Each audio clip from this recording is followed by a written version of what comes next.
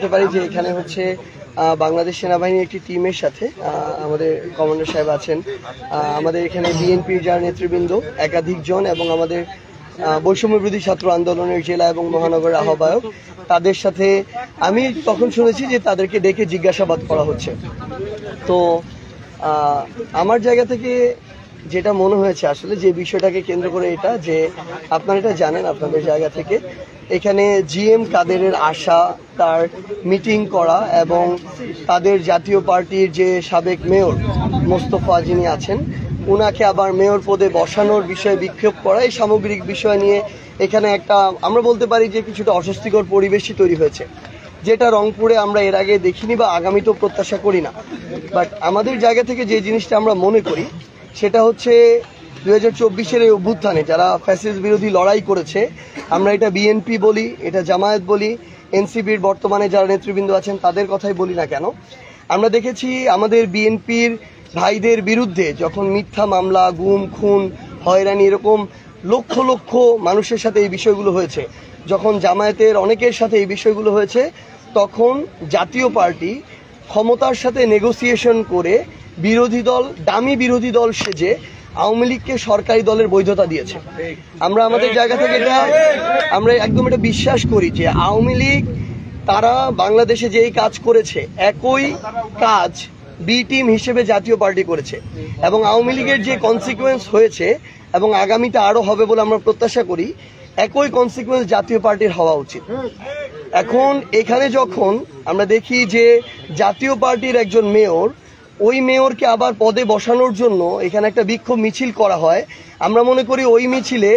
জাতীয় পার্টির নেতাকর্মীর নামে সেখানে আওয়ামী লীগ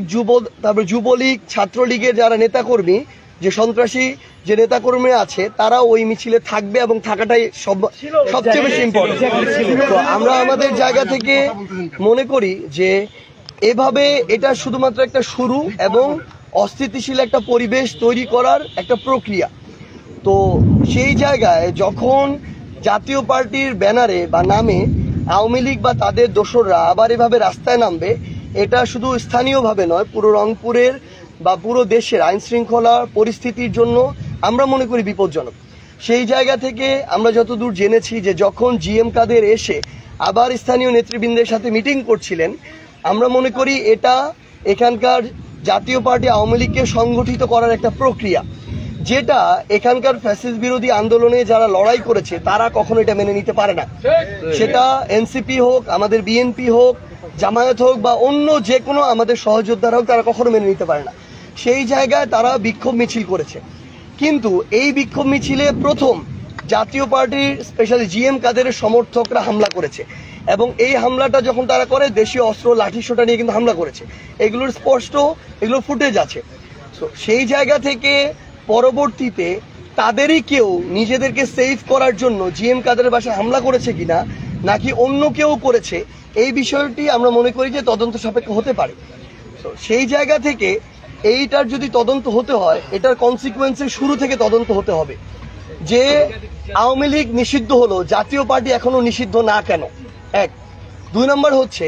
জাতীয় পার্টি, আওয়ামী লীগ এবং জাতীয় পার্টির যারা বিভিন্ন সদস্য, কার উদ্দেশ্য কি ছিল আমরা জানি না, তারা কিভাবে রংপুরে এত বড় মিছিল করতে পারে, তাও একজন অবৈধ নির্বাচনের অবৈধ মেয়রকে ক্ষমতায় বসানোর জন্য। তৃতীয়ত, অন্য দলের নেতাকর্মীরা যখন তাদের জায়গা থেকে এখানে বিক্ষোভ মিছিল করে, সেই বিক্ষোভ মিছিলে কারা প্রথম সশস্ত্র হামলা চালিয়েছে, যদি তদন্ত বা অনুসন্ধান করতে হয় প্রথমে সেটা করতে হবে, মামলা হলে প্রথম তাদের বিরুদ্ধে হবে, গ্রেফতার করলে প্রথম তাদেরকে গ্রেফতার করতে হবে। এরপরে কেউ যদি তাদের জায়গা থেকে সার্বিক দিক থেকে যত রকমের প্রভাবক অনুঘটক দিয়ে একটা ঘটনা উস্কে দেওয়ার চেষ্টা করে, এরপর যদি এরকম 2-1টা বাইক পুড়ে যায়, সেটার দায়ী কখনো এদেরকে করা যেতে পারে না। আমরা আমাদের জায়গা থেকে মনে করি তারপরও এই যে বিশৃঙ্খলা যেটা হয়েছে এটা আমরা প্রত্যাশা করি না। আমরা প্রত্যাশা করি না যে কোনো জায়গায় একটা বাইক কেন, কোনো একটা পাতাও অকারণে পুড়ে যাবে, এটা আমরা প্রত্যাশা করি না। সেই জায়গায় আমরা মনে করি যে রংপুরের স্থিতিশীলতা আমরা সবাই চাই এবং বাংলাদেশ সেনাবাহিনী অভ্যুত্থানের পর থেকে এখন পর্যন্ত আইন শৃঙ্খলা রক্ষায় একটা গুরুত্বপূর্ণ ভূমিকা পালন করছে। আমরা প্রত্যাশা করি এখানের আইন শৃঙ্খলা রক্ষার জন্য সেনাবাহিনী বা পুলিশ সহ যারা আছেন তারা তাদের জায়গা থেকে যৌথভাবে এই কাজটা করে যাবেন। এখন